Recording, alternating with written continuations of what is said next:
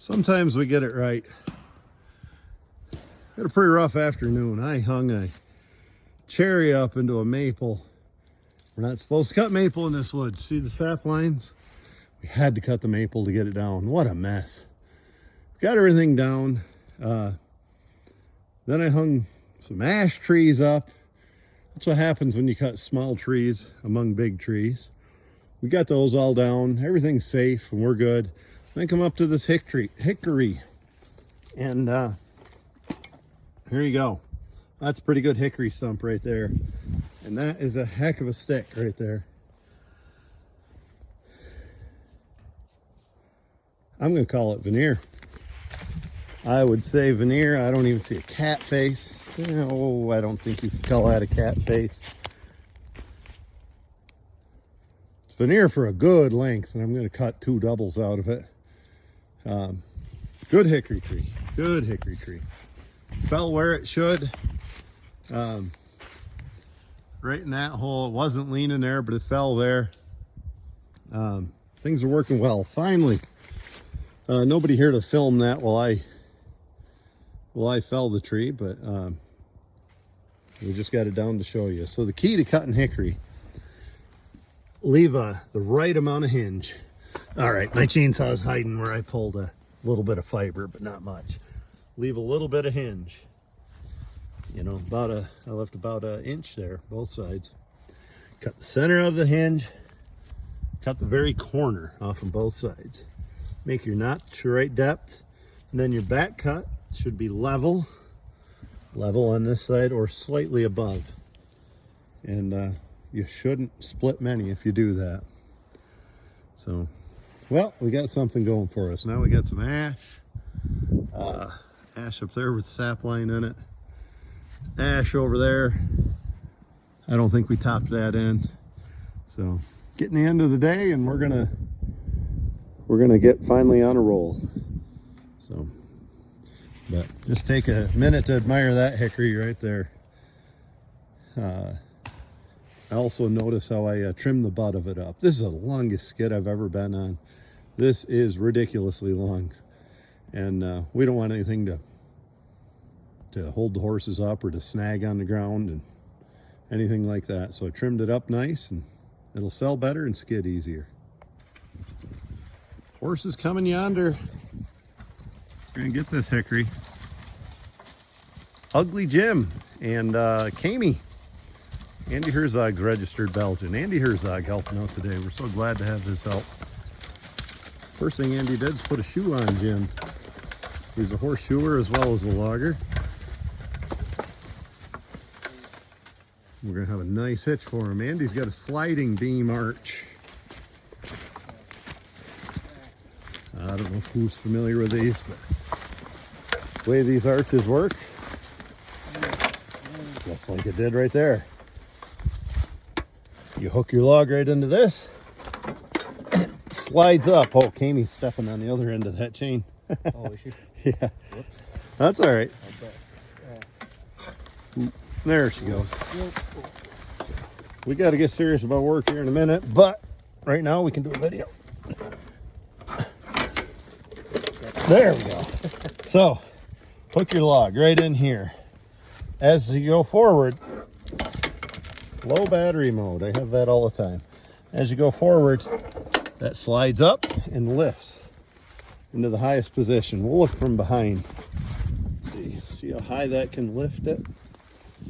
And when it's in a lower position, so it starts down low and raises up high.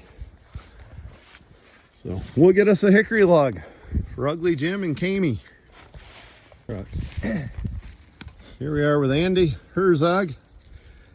We got 23 is about the end of our veneer.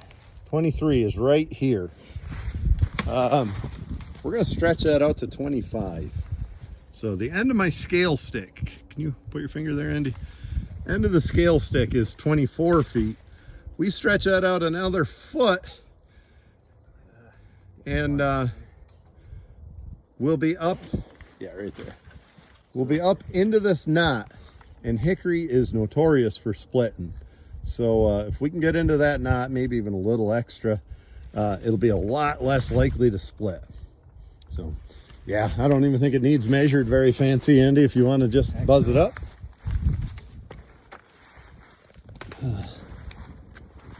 There's one of our next victims, ash, and a hickory over there. Ha! Andy's being smart. He's gonna put some chokers on before he falls it. That way it's not in the ground and hard to get on there. I don't think any of us have a choker hook in the woods. They're all on the landing. So Andy's gonna swear at my saw and tell me it's dull.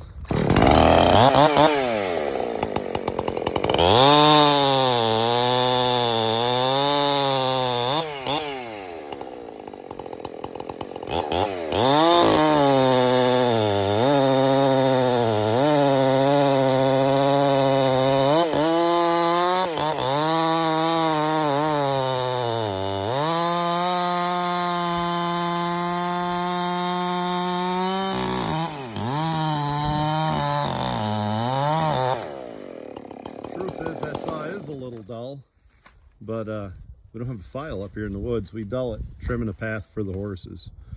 So that is quite a stick right there. I'm not showing all of it right now because we have a friend of ours here who doesn't like to be on camera. Well, we'll get hitched on and show a little bit more. So Andy's hooked onto the 25-foot hickory and then a 10-footer. Kami and Ugly Jim. Now let's focus on this sliding beam as Andy pulls ahead. We'll watch how it slides up and raises the log. Careful. Yep. Kami. Slides right in the top position. And he's got that log lifted nicely. Let her get out of the way here. Andy's on the way with the last hitch of the day.